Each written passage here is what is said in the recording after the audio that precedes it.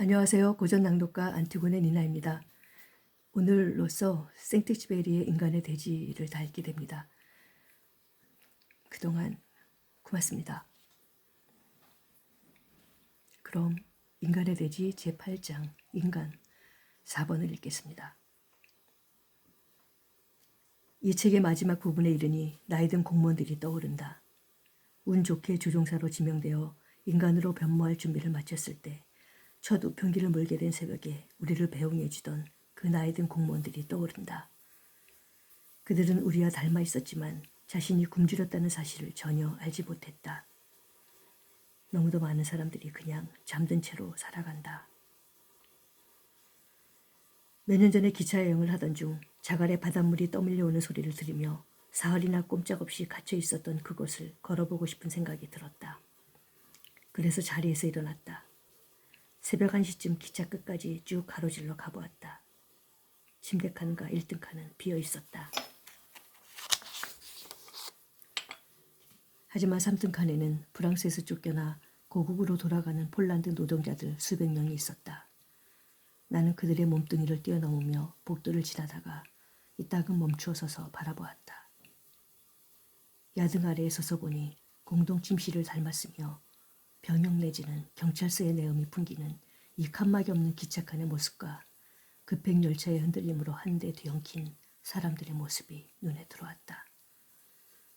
악몽에 파묻혀 자신의 가난으로 되돌아가는 이 사람들. 나무로 된 긴 의자 위로 짧게 민 커다란 머리통들이 굴러다녔다.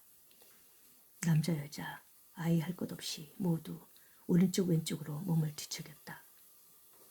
잠들어 망각에 빠져 있으면서도 모든 소음과 흔들림으로부터 공격이라도 받는 듯했다.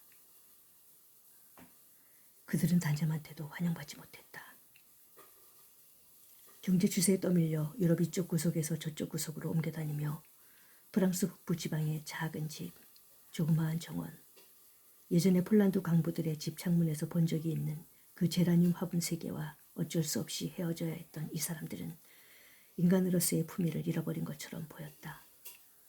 그들은 제대로 묶이지 않아 풀려버린 보따리에 취사도구와 이불, 커튼만 챙겨왔다. 그들이 어루만지고 애지중지한 모든 것. 프랑스에 살면서 4, 5년 동안 길들인 고양이, 개, 제라늄 같은 것은 전부 포기할 수밖에 없었고 그저 살림 보따리 하나만 가지고 나온 것이다. 한 아이가 어머니의 젖을 빨고 있었다. 어머니는 지쳐 잠들었다. 이 부조리하고 무질서한 여행 중에도 생명은 이어지고 있었다. 그 아버지를 바라보았다. 반들반들하고 돌처럼 묵직한 머리, 불편한 잠석에 구겨 접어놓은 작업복 속에 갇힌 혹과 움푹한 상처가 난 그 육신. 그 남자는 점토 덩어리와 같았다. 한밤중에 더 이상 형체도 없는 자네가 장터 의자에 널브러져 있는 꼴이었다. 문제는 이 비참함, 이 더러움, 이 추함에 있는 게 아니라는 생각이 들었다.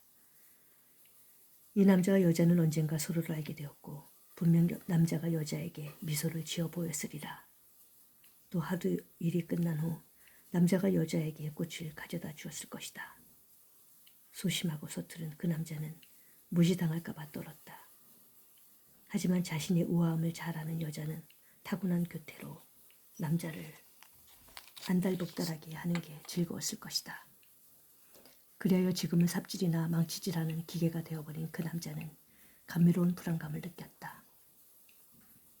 할 수 없는 일은 그들이 이런 점토덩이가 되어버렸다는 사실이다. 어떤 끔찍스러운 틀에 들어갔다 나왔기에 금형 기계에서 찍혀 나온 듯 문양이 찍히게 된 것일까. 나이든 짐승은 자신의 우아함을 지킨다. 이 아름다운 인간의 점토는 어째서 망가져버리고 마는 것일까. 불편한 장소에서 의뢰 그렇듯 힘겹게 잠을 자는 이 사람들 사이로 나는 여행을 계속한다. 거칠게 코 고는 소리, 희미한 신음소리, 한쪽으로 자다 베개서 뒤척이는 사람의 신발 끄는 소리가 뒤섞인 불분명한 소리가 떠돌았다. 그리고 귀가 멍멍하도록 끝없이 이어지는 그 바닷물에 떠밀려 뒹구는 자갈 소리도 여전히 들렸다. 나는 한 부부의 맞은편에 앉는다. 남자와 여자 사이에 아이가 간신히 자리를 잡고 잠들어 있었다. 그런데 자던 아이가 몸을 돌렸고 야등 아래로 그 얼굴이 보였다. 아, 얼마나 사랑스러운 얼굴인지. 이 부부로부터 황금빛 가실 같은 아이가 태어났다. 저 묵직한 누더기에서 이렇게 사랑스럽고 우아한 존재가 태어났다. 나는 그 매끄러운 이마 위로 살며시 비죽거리는 입술 위로 몸을 수그린 채 생각한다. 음악가의 얼굴이로구나. 어린 모차르트로구나. 생명이 해준 아름다운 약속이 여기에 있구나. 전설에 나오는 어린 왕자들도 이 아이와 전혀 다를 바 없었다. 주위에서 잘 보살피고 교양을 가르치면 어떤 사람인들 되지 못할까. 접목을 통해 새로운 품종의 장미가 태어나면 정원사들은 감동한다. 그 장미가 잘 자라나도록 특별 대우를 한다. 하지만 사람을 돌보는 정원사란 없다. 어린 모차르트에게는 다른 이들과 마찬가지로 금형 틀 문양이 찢길 것이다. 모차르트는 콘서트 카페의 악취 속에서 썩어빠진 음악을 최고의 기쁨으로 삼게 될 것이다. 이렇게 모차르트는 사형언도를 받는다. 나는 내 기차칸으로 돌아간다. 그리고 생각한다. 이 사람들은 자기 운명을 전혀 괴로워하고 있지 않다고. 내가 괴로운 건 동정심 때문이 결코 아니다. 끊임없이 다시 벌어질 상처에 마음이 약해지는 것이 결코 아니다. 그런 상처를 입은 사람은 그 상처를 느끼지 못하니까. 여기에서 상처 입고 상한 것은 한 개인이 아니라 인류 전체에 해당하는 그 어떤 존재다. 나는 연민을 믿지 않는다. 내가 고통스러운 것은 정원사의 관점에서 생각하기 때문이다. 내가 고통스러워하는 것은 그 비참함이 아니다. 결국 사람은 나태함에 들어앉는 것만큼이나 비참함에도 잘 들어앉는 법이니까. 근동지역 사람들은 수세대에 걸쳐 먼지 구덩이 속에 살면서도 만족해한다. 나를 괴롭히는 것은 무료 배급 따위로는 치유할 수 없는 어떤 것이다. 나를 괴롭히는 것은 그 상처도, 그 혹도, 그 추함도 아니다. 그건 모든 사람들이 마음속에 품고 있던 살해당한 모차르트다.